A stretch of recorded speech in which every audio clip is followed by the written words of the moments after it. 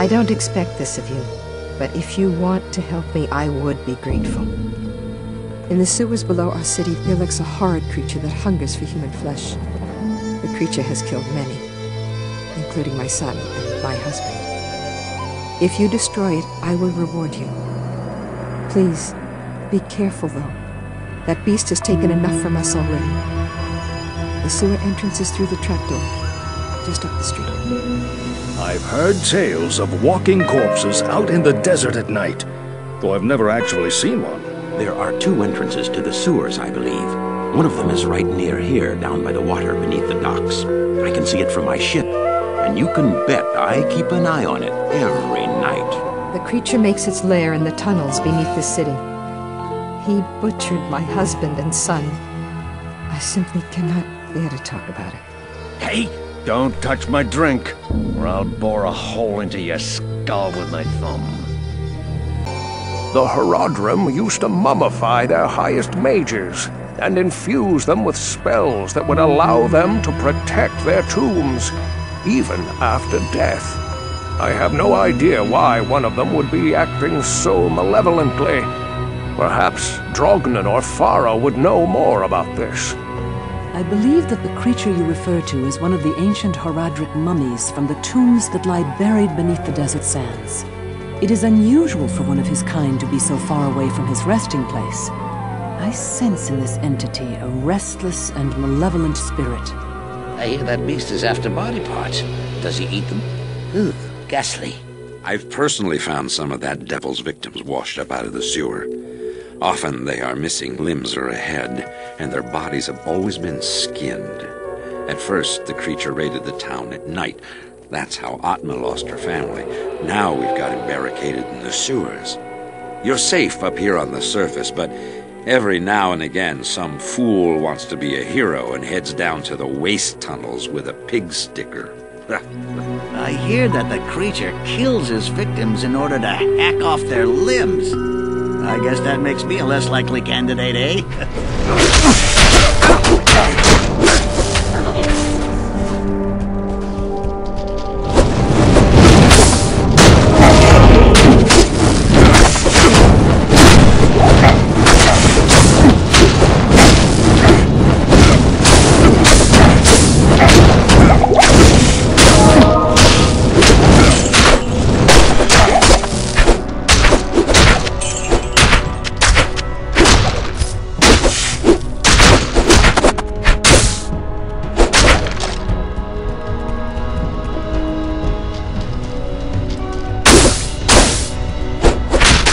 I'm starting to have second thoughts about my request.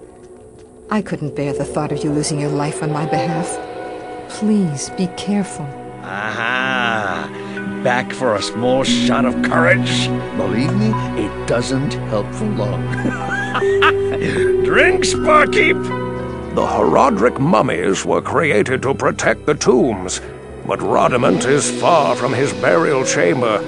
Given the aberrations that have been witnessed lately, it comes as no surprise that even the ancient Guardian's spells have begun to unravel. Be wary of this as you venture farther into the desert. Drognan told me something interesting earlier today. It might explain why Radament is so restless, and it might have something to do with why he is stealing human body parts. Peppermint?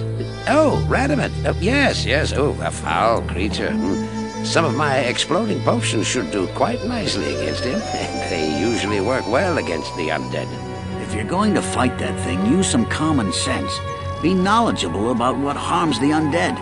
Poison, for instance, will have little effect. We've been meaning to send an organized group down there to kill that thing, but it would be dangerous. We just can't afford the chance of losing any men with all the trouble that's going on in the desert. I noticed a rotting human arm floating in the harbor this morning. I suspected foul play, so I told Grays. He didn't seem too concerned since there haven't been any folk reported missing lately. I've just been reading something interesting about this sort of undead. Apparently, certain Horadric funereal priests altered the bodies of their dead mages with magical and surgical techniques, often replacing body parts with those of animals. This was thought to augment their powers and raise their status in the afterlife. Death is not afraid of the living, but the living abhor death.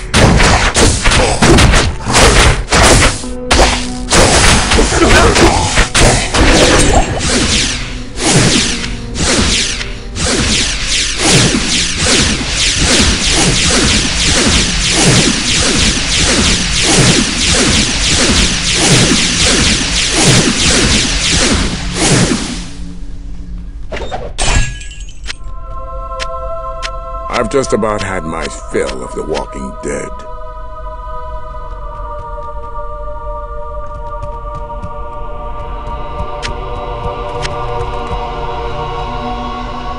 Good job, mate.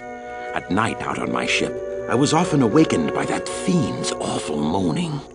I'll bet I rest easier now. We ran into one of those old tomb guardians when I ran with my bandits. I know they aren't easy foes to face, so you sure have my respect.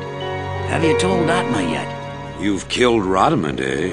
That's quite a nice piece of work. If you ever need a job as a mercenary, I'd be happy to sign you up. From what you tell me, it would seem that Radament was bent on the task of reviving his own mummified corpse with the flesh of the living. This is very unusual indeed. It takes an incredible magic power to alter the singular purpose of an undead mind. Perhaps there is a power at work here, which is beyond my ken. As you have helped Atma and all of us, so shall I help you. Little of what I am able to hear is of any value. Radament's dead? However, is news worth hearing. I'm sure Atma will be glad to hear of this. Oh, Radament the Fallen, is it? I've fallen off many a bar stool. No one calls me Geglash the Fallen. I might go so far as to say, Geglash, you've fallen. They say that the taste of vengeance is bittersweet, but I find it to my liking. In addition to my undying gratitude, I have spoken on your behalf with the rest of the townspeople. The merchants have agreed to show their gratitude by offering their wares and services at lower rates. Oh, Jaren wants to see you too. You'll find him in front of the palace. Atma's been telling everyone what you've done for her.